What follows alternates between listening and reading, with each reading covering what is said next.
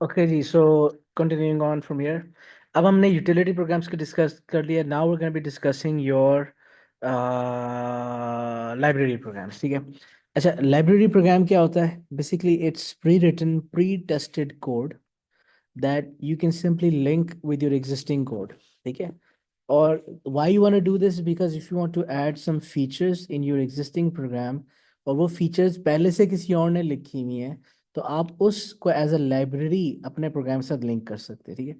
For example, आपको याद होगा कि in our class we tested the effectiveness of linear search and binary search, और हमने इसके बीच में कोई एक कॉस्ट और टाइम पास्ट की एक वो हमने सब रूटीन हमने एक काम किया था, जिसमें हमने time of execution of one thing in time of execution other thing calculate किया था।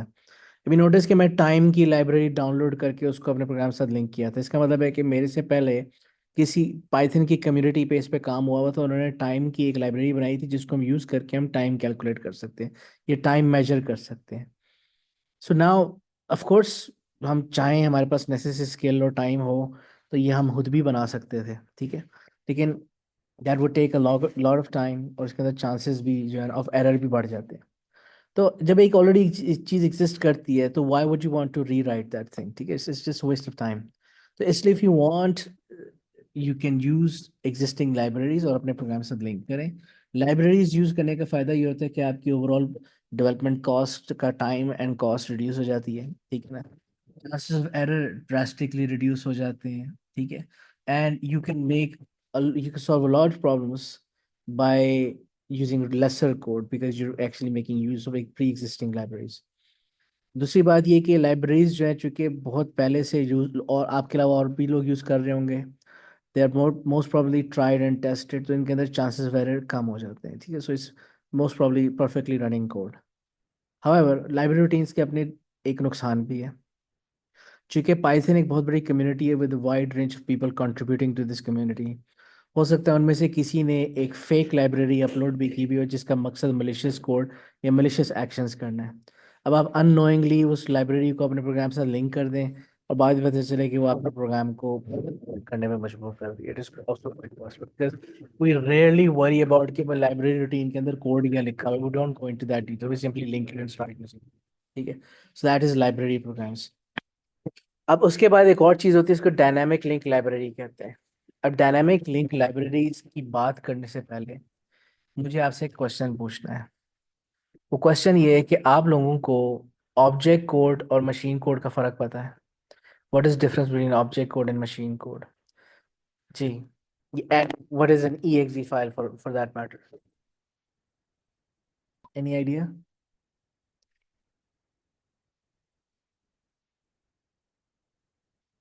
Machine code. exe file where you use downloading a new application.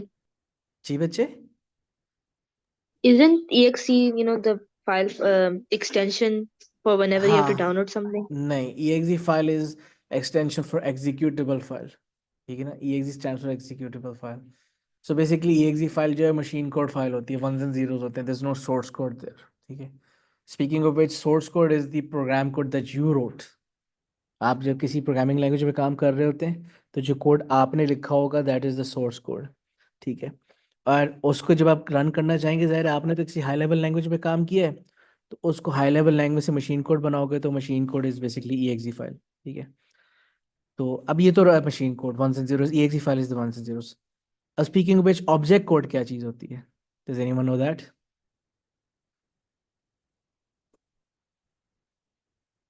जी शाबाश। मशीन रीडेबल आउटपुट जो होता है जो कंपाइलर को मिलता है।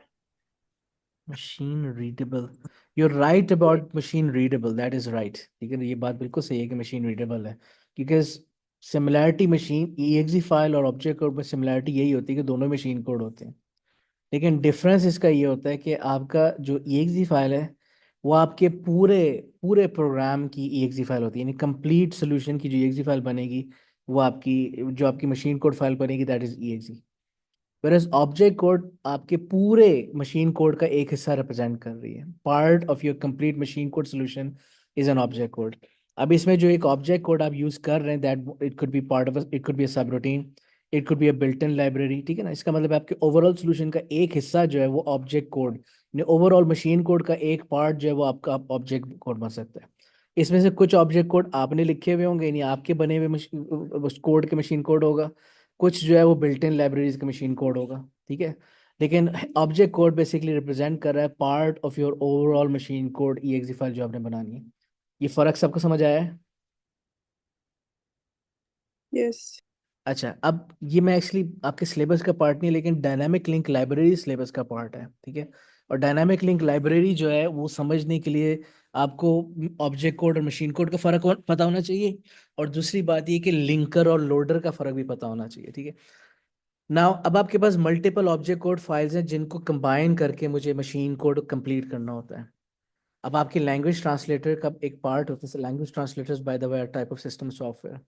तो उसके अंदर एक छोटा सा और सॉफ्टवेयर भी होता है, एक पार्ट ऑफ लैंग्वेज ट्रांसलेटर, उसको हम लिंकर कहते हैं।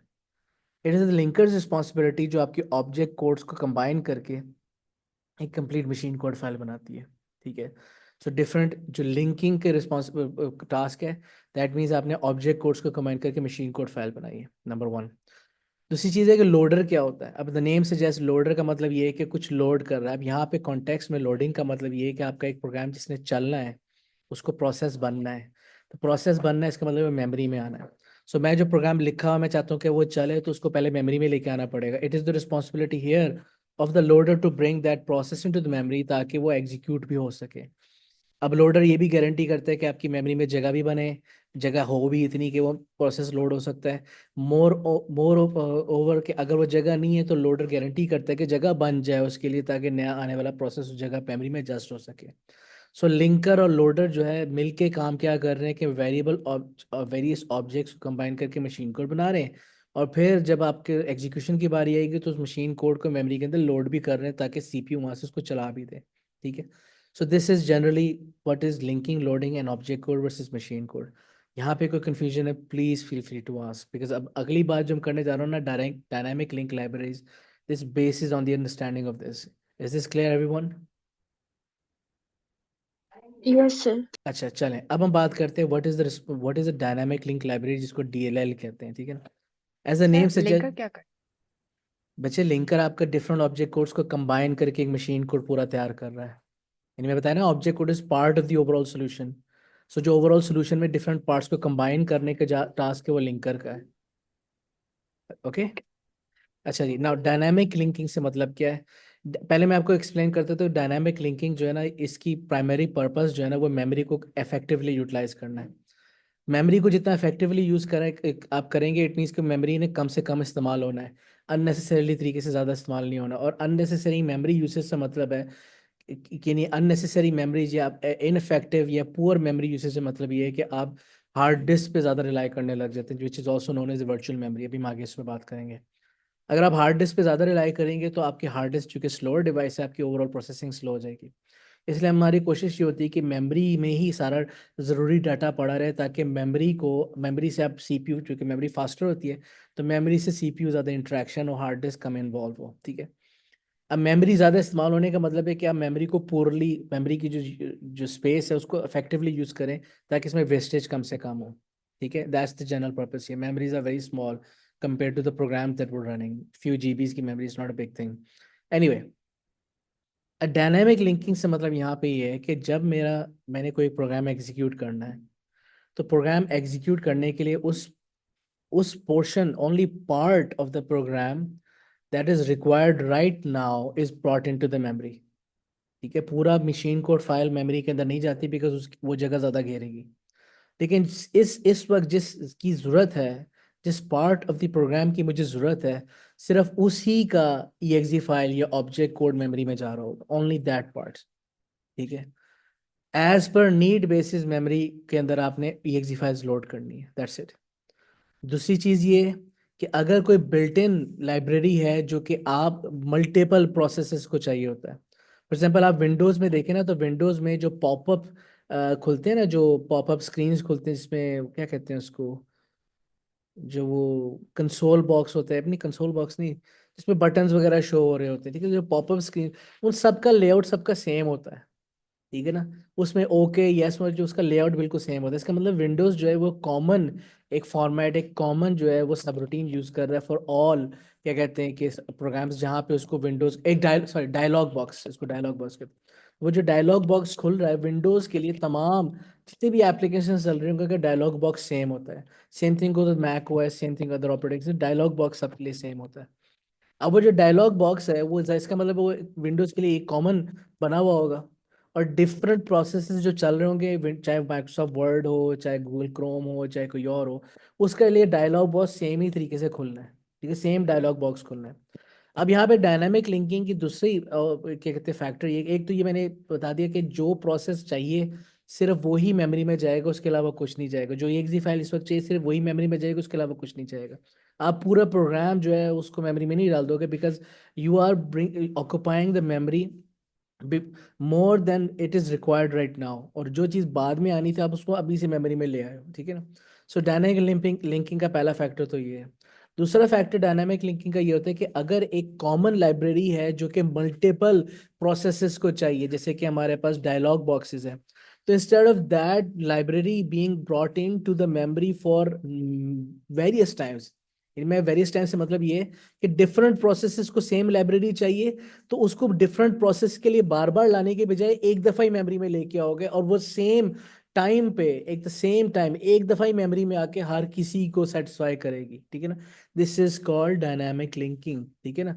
अब देखो आपने दो फैक्टर्स यूज करके मेमोरी को इफेक्टिवली यूज किया है। एक तो मेमोरी में प्रोसेस वक्त से पहले नहीं आ रहा, दूसरी बात है अगर वो कॉमनली नीडेड प्रोसेस है, कॉमनली नीडेड लाइब्रेरी है, तो उसको मल्टीपल प्रोसेस को सेटिस्फाई करने के लिए मल्टीपल टाइम्स लोड होने की जरूरत नहीं, वो एक दफा ही लोड होके सब एक्टिव प्रोसेसेस को सेटिस्फाई करेगा। Is this clear? And this is the general Yes. Option of your, this is the general concept behind your dynamic link library, ठीक है। अभी तक कोई क्वेश्चन है तो feel free to ask, otherwise वो मूविंग अहेड, ठीक है ना। अच्छा जी, अब हमारे पास लैंग्वेज ट्रांसलेटर्स की, यूटिलिटी सॉफ्टवेयर की बात होगी, लैंग्वेज ट्रांसलेटर्स की बात करते हैं, ठीक है ना। अच्छा जी, यूटिलिटी सॉफ्टवेयर सर ये में डायनामिक लिंक को कैसे पता होता है कि कौन सी चीजें कॉमनली इस्तेमाल हो रही है, कौन से प्रोसेसेस कॉमनली इस्तेमाल हो डायनामिक लिंकर को रहे नहीं, हैं? ये जैसे डायनामिक लिंकर को तो नहीं पता होगा, लेकिन आपके ओएस को डेफिनेटली पता होगा।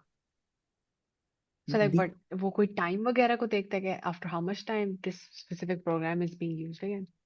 क्या मतलब? नहीं, इस वक्त मेमोरी में किस किस प्रोसेस को लाइब्रेरी, कॉमन लाइब्रेरी चाहिए इस वक्त, एट द मोमेंट मेमोरी में कौन कौन सी प्रोसेस जिनको कॉमन जो है ना वो लाइब्रेरीज चाहिए, उस वक्त की मेमोरी के हिसाब से तो सोचता है।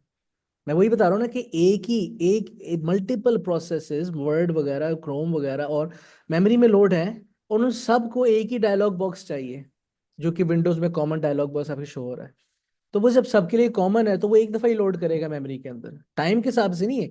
उस वक्त मेमोरी में कौन से एक्टिव प्रोसेसेस है, उनको सबको कौन से कॉमन लाइब्रेरी चाहिए, वो मेमोरी में लोड हुई भी होगी, ठीक है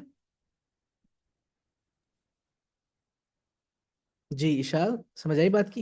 यस अच्छा, यस सर। चले जी। अच्छा, we have talked about your utility programs, ये पता नहीं मैंने यहाँ पे क्यों दोबारा लिखा हुआ है। हमारा इस वक्त फोकस जो है ना वो है आपके ट्रांसलेटर्स पे, ठीक है ना। Okay, now as the name suggest, it's translating something. Translation से मतलब यहाँ पे ये है कि आपके कोड को हम मशीन कोड में कन्वर्ट करें। ये बात ध्यान में रखें, जब तक मशीन कोड में नहीं होगा तो आपके सीपीयू को कुछ नहीं समझ आना। तो इसलिए हम यहाँ पे ट्रांसलेशन पे रिलाई करते हैं, जहाँ पे मैं एक प्रोग्राम लिख, by the way translators are needed when I am right I am coding in some way, ठीक है ना। अगर मैं कोडिंग कर रहा हूँ तो मैं डेफिनेटली मशीन कोड में तो नहीं कर रहा हूँ। एक टाइम था ह्यूमंस मशीन कोड में भी कोड लिखते थे, लेकिन that is obviously very difficult to do, ठीक है। It's very difficult to understand and obviously very difficult to debug as well, ठीक है। If there is something wrong आप नहीं आइडेंटिफाई कर सकते, और आपको कोड मेंटेनेंस में भी बड़ा मसला हो सकता है, ठीक है। देयरफॉर जब हम किसी हाई लेवल लैंग्वेज या लो लेवल लैंग्वेज पे काम करते हैं तो हमें फिर वहाँ पे ट्रांसलेटर की ज़रूरत होती है, बिकॉज कंप्यूटर को वंस एंड जीरोस के अलावा कुछ भी नहीं समझ आता, ठीक है। So we have to rely on some sort of translation, ताकि आपके कंप्यूटर को एक्चुअली समझ आ जाए कि करना क्या है, ठीक है। पहले तो इससे पहले मैं बात करने से पहले मैं आपको ये बताता हूँ कि what is the difference between high level languages and low level language. In fact आप मुझे बताएं what is the difference sir between, जी बच्चे। हाई लेवल लैंग्वेज जो है ह्यूमन अंडरस्टैंडेबल होती है, और लो लैंग्वेज कंप्यूटर अंडरस्टैंडेबल होती है। नहीं, फिर अगर लो लेवल लैंग्वेज कंप्यूटर अंडरस्टैंडेबल है फिर हम उसको ट्रांसलेट करते क्यों है?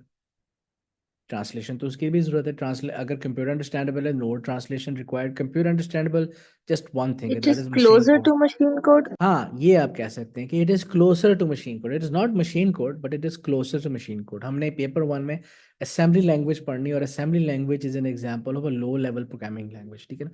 Will go into the details then, लेकिन मैं थोड़ा बहुत आपको ये बता देता हूँ कि असेंबली लैंग्वेज कोड जो है वो लो लेवल लैंग्वेज प्रोग्राम है, लो लेवल लैंग्वेज है, बिकॉज उसका जो कोड है वो मशीन कोड से मिलता जुलता है। मशीन कोड है नहीं, लेकिन मशीन कोड से मिलता जुलता है।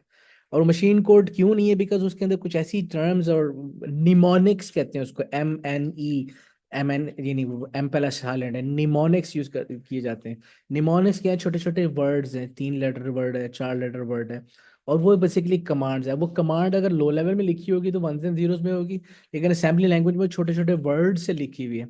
अब वो वर्ड इस्तेमाल करने से कोड थोड़ा सा इजीली अंडरस्टैंडेबल हो जाता है, यानी आपके पास कोड लिखना थोड़ा सा आसान हो गया। यानी आप कह सकते हैं कि मशीन कोड में लिखने से बेहतर है कि आप उसकी जो पहली एवोल्यूशन थी of low level programming language, अब उस पर काम करना शुरू कर देते हैं।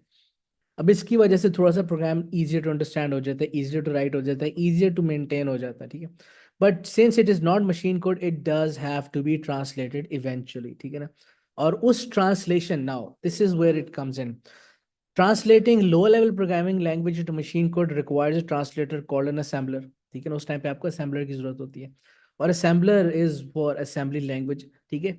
आपकी लो लेवल प्रोग्रामिंग लैंग्वेजेस हैं वो मशीन डिपेंडेंट होती हैं। मशीन डिपेंडेंट से मतलब ये है कि एक पर्टिकुलर कंप्यूटर आर्किटेक्चर के लिए असेंबली लैंग्वेज डिफरेंट होगी, वेयर एक और कंप्यूटर आर्किटेक्चर के लिए असेंबली लैंग्वेज डिफरेंट होगी।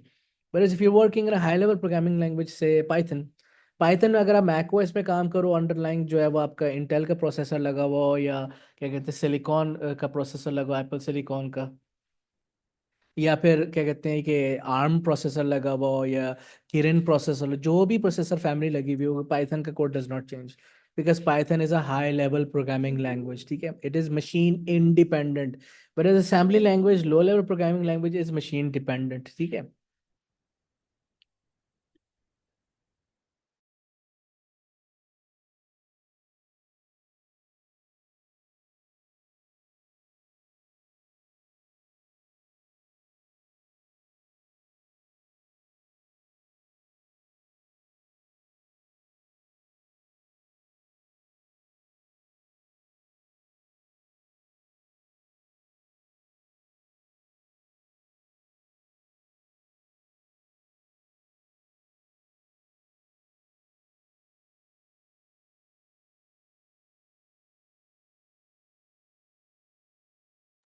अच्छा जी, अब आपके पास on the other hand compiler और इंटरप्रेटर, दो किस्म के ट्रांसलेटर्स हैं जो कि स्पेसिफिकली हाई लेवल लैंग्वेज के लिए काम करते हैं। अब उनका क्या अपना रोल है वो भी मैं आपको थोड़ी देर बताता हूँ, लेकिन do you understand the purpose of translators? कि उसने एवेंचुअल सोर्स कोड जो कि आपने लिखा है उसको मशीन कोड में ट्रांसलेट करना होता है, ताकि आपकी लिखी हुई इंस्ट्रक्शन सीपीयू को समझ आ जाए। Is this clear? इस बात में कोई कंफ्यूजन है तो please feel free to ask. Any confusion so far? No, sir. अच्छा, चले जी, अब हम बात करते हैं difference between compiler assembler. Assembler पे बाद में बात करेंगे, क्योंकि इसमें भी फिलहाल असेंबली लैंग्वेज पे बात जब हम करेंगे उस वक्त देखी जाएगी, लेकिन फिलहाल जो ज़्यादा इंपॉर्टेंट फैक्टर है वो कंपाइलर और इंटरप्रेटर का है, ठीक है ना। अच्छा, सो असेंबलर को मैं बता देता हूँ दोबारा से कि if you writing in low level language, तो लो लेवल से मशीन कोड में कन्वर्जन के लिए असेंबलर चाहिए होता है, ठीक है ना। चूंकि चूंकि आपका लो level language already machine code जैसा लगता है, तो इसलिए आपका असेंबलर ने ट्रांसलेशन भी कोई इतनी ज़्यादा कॉम्प्लिकेटेड नहीं करनी होती, ठीक है ना। So translation process is faster and translation process is simpler, because translation जो है ना वो ऑलरेडी एक नियर मशीन कोड वर्जन से मशीन कोड में आ रही है। लेकिन आपका high level language translator, namely the compiler and interpreter, उसको मेहनत ज़्यादा करनी पड़ती है, टाइम भी ज़्यादा लगेगा, और इंटरप्रेटर कंपाइलर जो है ना, सॉरी, हाँ, इंटरप्रेटर कंपाइलर जो जिसने लिखे होंगे उसने कॉम्प्लिकेटेड कंपाइलर्स या इंटरप्रेटर्स बनाए होंगे, because translation from a high level language is to machine language is more difficult, it takes more time, उसके अंदर ट्रांसलेशन का इम्पैक्ट ज़्यादा है, ठीक है, बिकॉज वो एक ऐसा फॉर्म में कोड लिखा होगा आपने जो कि ह्यूमन अंडरस्टैंडेबल होगा, उसके अंदर लफ्ज लिखे होंगे आपने, input output print for next while repeat, इस तरह के लफ्ज इस्तेमाल किए होंगे जो कि आपकी नेचुरल लैंग्वेज के पास होंगे, जिसको जो मशीन को बिल्कुल भी नहीं समझ नहीं आते। तो जब आपके पास नियर ह्यूमन कोड होगा तो उसमें ट्रांसलेशन में एफर्ट ज़्यादा है, ट्रांसलेशन का इम्पैक्ट ज़्यादा है, therefore takes more time and the translator has to be more complex, ठीक है ना। तो इसमें ट्रांसलेशन जो है वो थोड़ा सा बड़ी ट्रिकी प्रोसेस होता है, ठीक है। Anyhow, now there is a difference between interpreter and compiler, ठीक है ना। दोनों ही हाई लेवल लैंग्वेज ट्रांसलेटर्स हैं, but the way they are working is different, ठीक है। अब मैं आपको थोड़ा सा समझा देता हूँ, बहुत इजी कॉन्सेप्ट है, इसको आपने मिक्सअप बिल्कुल भी नहीं करना, ठीक है ना। Now first of all 2 terminology से अपने आप को फेमिलियराइज करें। Number 1, what is source code? Source code वो कोड है जो आपने लिखा है, जो आपके हाथ से टाइप हुआ है, ठीक है ना। Number 2, what is the IDE? IDE, integrated development environment. Integrated development environment वो टूल है जिसके अंदर आप प्रोग्राम लिखते हैं। हम जैसे पाइचार्म में काम कर रहे थे, तो पाइचार्म इज एन IDE। नंबर 3, इस पाइचार्म के पीछे एक इंटरप्रेटर था जो कि पाइथन का 3.12 या .3 वर्जन था, ठीक है ना, वो इंटरप्रेटर था। यानी IDE ऑन इट्स ओन कुछ नहीं करता, वो इंटरप्रेटर की बेस पे करता है, ठीक है। यहाँ तक बात समझ आई? ये 3 टर्मिनोलॉजीज, ठीक है। Now if I am working in Python, ठीक है, तो जो मैं कोड लिखूंगा वो मेरा पाइथन का सोर्स कोड है। मैं उसको जब चलाऊंगा और जो मैं लिखूंगा, जो कोड लिखूंगा वो किसी IDE के अंदर लिखूंगा। उस IDE के अंदर इंटरप्रेटर इंस्टॉल्ड है पहले से, और जो कि मेरा लिखा हुआ कोड चला के मेरे सामने दिखा रहा है। यही प्रोसेस फॉलो कर रहे थे ना अभी तक हम, यही होता है आपके इंटरप्रेटर की वर्किंग में। नाउ चैलेंज यहाँ पे ये है कि मेरा लिखा हुआ कोड अगर मैं चाहूँ ना कि आप भी चलाएं अपने कंप्यूटर के अंदर, तो उसके लिए आपको मुझे अपना सोर्स कोड शेयर करना पड़ेगा। नंबर 1, देखो मैंने अभी कल भी PY फाइल आपके साथ शेयर किया, that is my source code file. Number 2, आपके पास एक IDE भी होना चाहिए जहाँ पे आप कोड चलाएंगे, दिखा हुआ सामने कोड आपके सामने लिखा हुआ आएगा। एंड नंबर 3, आपके पास भी इंटरप्रेटर इंस्टॉल होगा, तब जाके मेरा लिखा हुआ कोड आपके पास चल भी रहा होगा। ये बात सबको सेंस बना रही है? यस। ओके। अब इसके पीछे सबसे बड़ा चैलेंज यहाँ पे क्या है कि मैं अगर एक ऐसे बिजनेस में हूँ जहाँ पे मैंने अपना सॉफ्टवेयर बेचना है आपको, तो मेरे लिए ये अप्रोच अच्छी नहीं है, बिकॉज इसमें मैं अपना सोर्स कोड आपके हवाले कर रहा हूँ, which is not good for business. किसी भी सॉफ्टवेयर हाउस के लिए उसका जो सोर्स कोड है वो उसकी मलकियत होता है, ठीक है। वो कभी भी नहीं चाहेगा कि अपना सोर्स कोड आपको देगा, because technically if they give the source code to you, तो वो आपके सोर्स कोड को इस्तेमाल करके लेटर वर्जन भी बना सकता है, अपना वर्जन भी बना सकता है। तो सोर्स कोड हम शेयर नहीं करना चाहते। लेकिन इंटरप्रेटर की नेचर ऐसी है कि आपको प्रोग्राम चलाने के लिए सोर्स कोड देना पड़ेगा। सो सॉफ्टवेयर डिस्ट्रीब्यूशन के पॉइंट ऑफ व्यू से interpretation is not a good approach.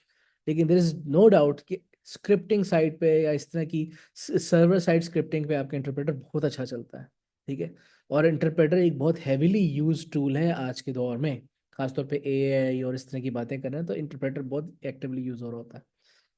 अच्छा जी, अब इंटरप्रेटर की वर्किंग किस तरीके से हमने स्टेप बाय स्टेप देखना है, ठीक है। नाउ मेरा लिखा हुआ कोड आप चला रहे हैं और उस कोड के लिए क्या सेट ऑफ स्टेप्स लिख दी, या मेरा लिखा हुआ कोड मैं ही चला रहा हूँ, उस कोड के लिए क्या सेट ऑफ स्टेप्स चलेंगे वो आप समझ लें। First of all, the source code and interpreter must be available with me और anyone who wants to run the code, that's number 1, ठीक है। अब इंटरप्रेटर कोड चलाते वक्त क्या करेगा? पहली लाइन उठाएगा, first line written in the source code, उसको एनालाइज करेगा। एनालाइज करने का मतलब है कि it is analysing it for syntax errors. Syntax error क्या होता है कि आपने उस लैंग्वेज के रूल को वायलेट किया। आपको याद होगा कि अगर आपने पाइथन में लिखे हुए कोड की जो रूल्स फॉलो नहीं किए, दैट्स अ सिंटैक्स एरर। तो अगर उसको पहली लाइन नजर आई उसके अंदर सिंटैक्स एरर नहीं, उसको साथ ही इंटरमीडिएट कोड में कन्वर्ट करेगा और उसको एग्जीक्यूट कर देगा राइट अवे। इंटरमीडिएट कोड क्या होता है मैं आपको थोड़ी देर तक एक्सप्लेन करता हूँ, ठीक है। लेकिन उसने पहली लाइन उठाई, एनालाइज की for syntax error, intermediate code में कन्वर्ट किया और साथ ही एग्जीक्यूट कर दिया। It does this for the second line as well, analyse करेगा, इंटरमीडिएट कोड में कन्वर्ट करेगा, साथ ही एग्जीक्यूट करेगा। मेरा इंटरप्रेटर लाइन बाय लाइन यही स्टेप्स कैरी आउट कर रहा है जब तक वन ऑफ टू स्टेप्स ना हो जाए। It will keep on doing this for all of the lines until one of two things occurs. The first thing that can occur is कि मेरा सोर्स कोड ही खत्म हो गया, यानी मेरा प्रोग्राम खत्म हो गया। इसका मतलब है आपकी execution process finish. Number two possibility ये है कि मेरे पास कोई एक ऐसी लाइन आ जाती है बीच में जिसके अंदर सिंटैक्स एरर है, जिसकी वजह से मेरे इंटरप्रिटेशन प्रोसेस उसी वक्त हॉल्ट हो जाएगा। वर्ड पे गौर करें, हॉल्ट हो जाएगा। हॉल्ट का मतलब ये है कि उसके बाद आगे मजीद इंटरप्रिटेशन नहीं चलेगी। सो मेरे इंटरप्रेटर ने सिंटैक्स एरर वाली लाइन से पहले वाली लाइन सारी चला दी है और सिंटैक्स एरर वाली लाइन पे आके रुक गया, वहीं पे इंटरप्रिटेशन प्रोसेस हॉल्ट्स। ठीक है ना। सो इफ आई वर टू से कि इंटरप्रेटर में लाइन अगर सिंटैक्स एरर तो कोड बिल्कुल भी नहीं चलेगा, that is not true. Because interpreter में आपके पास सिंटैक्स एरर वाली लाइन से पहले पहले कोड चल जाता है। ठीक है ना। And this is the working of your interpreter. अच्छा जी, अब इंटरप्रेटर के कुछ एडवांटेजेस है, डिसएडवांटेजेस है। एडवांटेजेस का सबसे बड़ा ये है कि आप टेस्टिंग बड़े मजे तरीके से कर सकते हैं, यानी आपने एक लाइन भी लिखी ना, आप उसको चला के टेस्ट कर सकते हैं। So testing while development is carried out is very easy to do in interpreter, which is very difficult to do in compiler. ठीक है।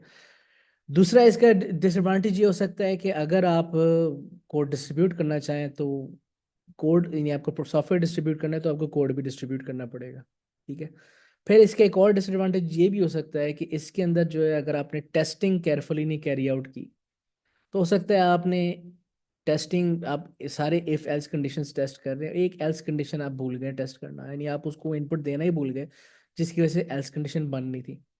अब अगर वो एल्स कंडीशन नहीं बनी और उसी एल्स कंडीशन के अंदर कोई एरर था, तो चूंकि आपने टेस्टिंग के दौरान वो एल्स कंडीशन इन्वोक ही नहीं की, तो आपको वो एरर भी हाईलाइट होगा और वो एरर के साथ ही इस तरह कोड आपने आगे यूज़ कर लिया होगा, कहीं डिस्ट्रीब्यूट कर दिया होगा, कहीं सर्वर पे डाल दिया होगा। सो इट्स वेरी इंपॉर्टेंट कि केयरफुली एक कोड को प्रॉपर तरीके से एनालाइज करना चाहिए। ठीक है। अच्छा, अगर इसमें कोई प्रॉब्लम नहीं है, इंटरप्रेटर की वर्किंग में इशू नहीं है, तो now we can shift towards the working of the compiler. जल्दी बोलो, कोई मसला तो नहीं इंटरप्रेटर में? शाबाश, जल्दी से। No, sir. ओके चलें, No, let's sorry. Talk about the compiler now. ठीक है ना। Compiler is also a high level language translator. ठीक है ना। इसमें भी लेकिन इसकी वर्किंग डिफरेंट है। ठीक है ना। Python is a interpreted language, similarly compiler की एक C plus plus is a compiled language. ठीक है ना। अब कंपाइलर किस तरीके से काम करता है कि इसमें कंपाइलेशन होती है जस्ट वन टाइम, सिर्फ एक दफ़ा कंपाइलेशन की ज़रूरत है for the code to run, और उसके बाद दोबारा कोड चलाने के लिए रिकम्पाइलेशन की ज़रूरत नहीं होती। ठीक है। सो इसका मतलब ये कि मैंने अगर अपने एंड पे कोड को, सोर्स कोड को कंपाइल कर दिया, यानी मेरे पास एज अ डेवलपर मेरे पास सोर्स कोड भी होना चाहिए और एक कंपाइलर भी होना चाहिए, यानी आईडीई और उसके बैकएंड पे कंपाइलर भी होना चाहिए जो कि मेरे सोर्स कोड को मशीन कोड में कन्वर्ट कर रहा है। ठीक है ना। और मशीन कोड में कन्वर्ट करने के बाद, जिसको ईएक्सई फाइल कहते हैं, कन्वर्ट करने के बाद मैं ये ईएक्सई फाइल डिफरेंट लोगों को डिस्ट्रीब्यूट कर सकता हूँ and they can run my written program without any source code और the compiler being installed on their end. इसका मतलब है कि मैंने अगर सॉफ्टवेयर डिस्ट्रीब्यूट करना है ना, तो compiler is the way to go, because मैं अपना लिखा हुआ कोड आपको मशीन कोड में कन्वर्ट करके ईएक्सई फाइल दूंगा और आपने सिर्फ डबल क्लिक करके उसको चलाना है without having to install compiler on your end और having to have the source code on your end. That is the major difference here. ठीक है। लेकिन इसमें कुछ कैवियाट्स भी हैं, कुछ प्रॉब्लम्स भी हैं, वो मैं आपको बताता हूँ। ठीक है ना। How does your compiler works, step number 1, मेरे पास जो कंपाइलर इंस्टॉल्ड है मेरे सोर्स कोड एनालाइज करना शुरू करेगा one line at a time. अगर पहली लाइन उठाई उसमें कोई सिंटैक्स एरर नज़र नहीं आएगा, उसको साथ ही इंटरमीडिएट कोड में कन्वर्ट कर देगा, लेकिन मशीन कोड नहीं बनाएगा, एग्जीक्यूट नहीं करेगा। उसके बाद दूसरी लाइन उठाएगा, एनालाइज करेगा फॉर सिंटैक्स एरर, साथ ही इंटरमीडिएट कोड में बना देगा अगर एरर नहीं है। अगर ये इस तरीके से पूरा प्रोसेस ऊपर से नीचे तक सारी लाइनें पढ़ लेगा, वो लाइन बाय लाइन पढ़ेगा, एनालाइज करेगा, मशीन अपना इंटरमीडिएट कोड बनेगा, अगर सिंटैक्स एरर नहीं है तो इंटरमीडिएट कोड बनाएगा, अदरवाइज बताता हूँ अभी क्या होगा। अगर उसको किसी एक लाइन पे एरर नजर आ भी गया ना बिलफर्स, तो वो इंटरमीडिएट कोड नहीं बनाता, लेकिन अपने पास एक रिकॉर्ड मेंटेन कर लेगा कि इस लाइन में ये एरर है बस। ठीक है ना। And it continues this process from top to bottom till it has read all of the lines. ठीक है। After the entire process of reading the source code lines from top to bottom, मेरे compiler जो है one of two things करता है, one of two things, ठीक है। अब वन ऑफ टू थिंग्स क्या हो सकता है कि नंबर वन, अगर तो सिंटैक्स एरर कोई भी नहीं था तो मेरा कंपाइलर exe फाइल सक्सेसफुली आपको बना के दे देगा, ले जी ये आपकी एग्जीक्यूटेबल फाइल है, अब इसको चलाएं। लेकिन अगर एक लाइन में भी सिंटैक्स एरर था ना, तो मेरा कंपाइलर जो है exe फाइल नहीं बनाएगा, इनफैक्ट आपके सामने एक एरर रिपोर्ट प्रेजेंट कर देगा कि फलां लाइन में ये एरर था और ये पॉसिबल उसकी सजेशन है कि इसको ये कर लें। इसका मतलब है कि the statement that code will not run at all if there is a syntax error does apply to compiler. ठीक है, अगर कंपाइलर में एक लाइन में भी एरर है ना, तो उसने कोड ने बिल्कुल भी नहीं चलना, बिकॉज उसने टॉप टू बॉटम एनालाइज किया, उसको चूंकि एक लाइन में एरर नजर आ गया था, उसने याद रखा कि इस लाइन पे ये एरर है, ये उसका सजेशन है, और उसके बाद उसने मशीन कोड नहीं बनाना, एक एरर रिपोर्ट आपके सामने प्रेजेंट कर। Is this clear? Does everyone Just a understand? second. ठीक है If जी। if there is an error, so it creates an error code file, but then error not नहीं, any code error, file. it does not create a executable file but it creates an error report, और error report IDE आपके सामने present कर देता है, that's it। ठीक है, exe file बिल्कुल भी नहीं बनती। This is clear? So basically, compiler is just sort of checks the code. It doesn't actually run it. In case of an error,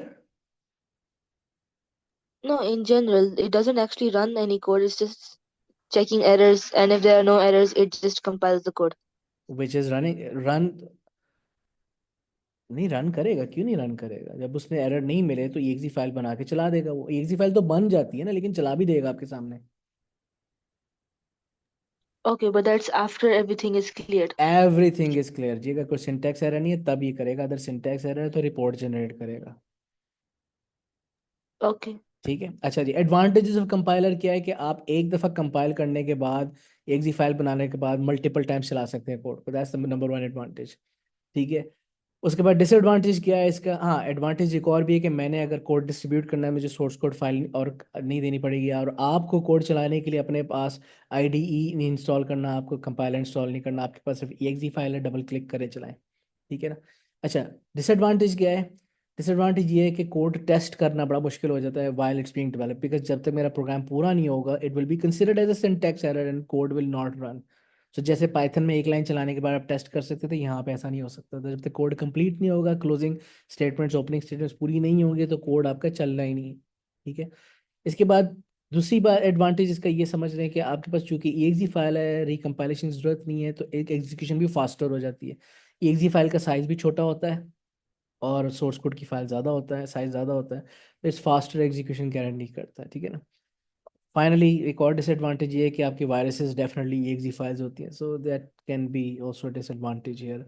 if it's a exe file it can also be a virus. अब आप exe file वगैरह email वगैरह पर attach कर ही नहीं सकते, आपका कोई भी ईमेल सर्वर अलाउ ही नहीं करता, बिकॉज उसके अंदर इतने वायरसेस आ चुके हैं कि वो कहते नहीं exe फाइल चाहे लेजिटिमेट फाइल क्यों ना हो, चाहे आपने अपना हेलो वर्ल्ड का प्रोग्राम बना के क्यों ना exe फाइल बना, वो नहीं अलाउ करेगा, exe file not allowed to be attach. ठीक है, so this is generally your machine code, sorry compiler versus interpreter का डिफरेंस। ठीक है, यहाँ तो कोई प्रॉब्लम नहीं है, तो हम आगे चलते हैं जल्दी से, ये लास्ट स्लाइड है, इसके बाद फिर हम बाकी नेक्स्ट लेक्चर में कर लेंगे कभी। ठीक है ना?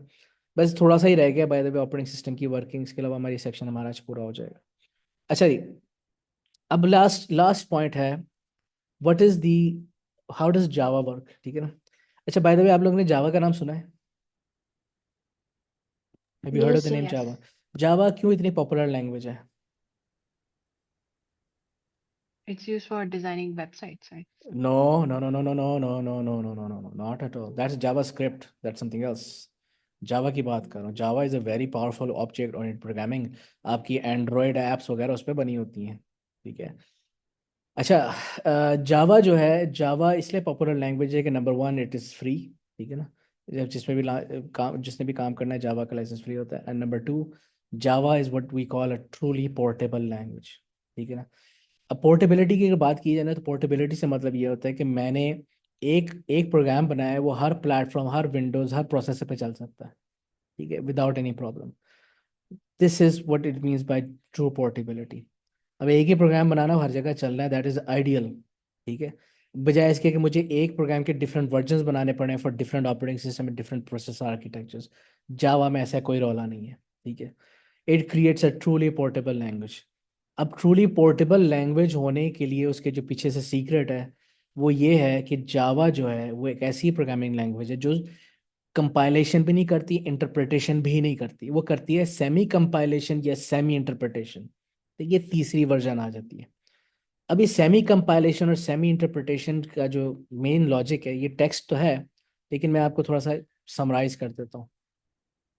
हाई लेवल लैंग्वेज है, नो डाउट। मैं अगर जावा में कोड लिखता हूँ ना, अच्छा प्रॉब्लम है क्या असल में, यानी why do we need this technique?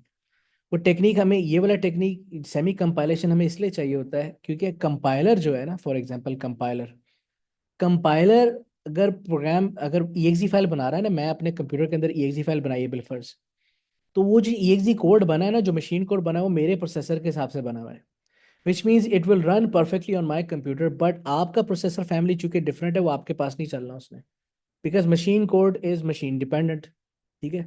So if I am working on a truly compiled environment, तो compiler does not produce portable code. वो मेरे पास तो चलेगा, मेरे प्रोसेसर आर्किटेक्चर के लिए बना था, आपके पास नहीं चलेगा बिकॉज आपका प्रोसेसर आर्किटेक्चर डिफरेंट है। That is the problem here. अब जावा इसको किस तरीके से सॉल्व करता है? जावा इस तरीके से सॉल्व करता है बिकॉज जावा जो है वो मशीन कोड बनाता ही नहीं, ठीक है। और जावा रिलाई करता है ऑन इंटरमीडिएट कोड वर्जन। अच्छा bye the way, intermediate code होता है क्या है?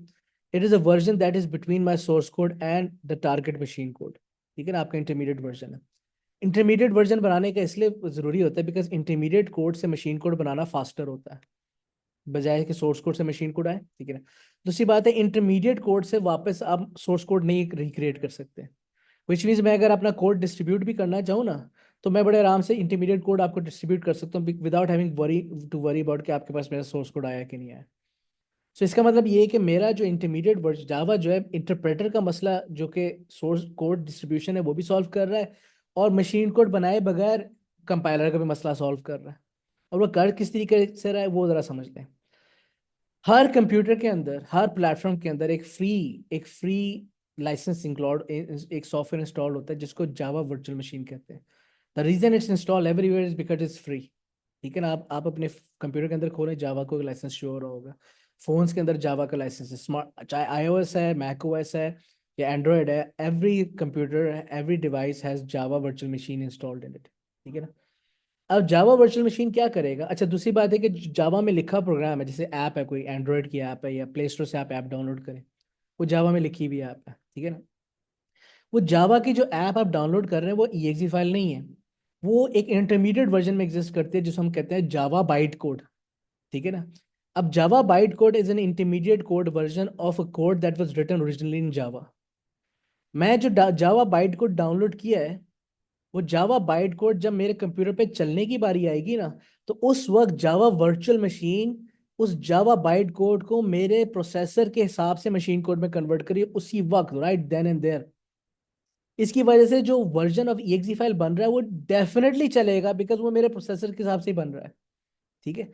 अब इस वजह से जावा का बाइट कोड है, जब जावा वर्चुअल मशीन पे चलेगा तो जावा वर्चुअल मशीन उसको मशीन कोड पे उसी वक्त कन्वर्ट करेगी as per need basis based on my processor. अब चूंकि मशीन कोड मेरे प्रोसेसर के हिसाब से तो गारंटीड उसने चलना है। यही काम आपके साइड पे भी होगा, ये काम मोबाइल फोन पे होगा, ये काम जो है मैकओएस पे भी होगा, ये काम iOS पे भी होगा। वो उस प्रोसेसर के हिसाब से मशीन कोड में कन्वर्ट किया जाएगा, उसी वक्त जाके उसने लाजमन चलना है।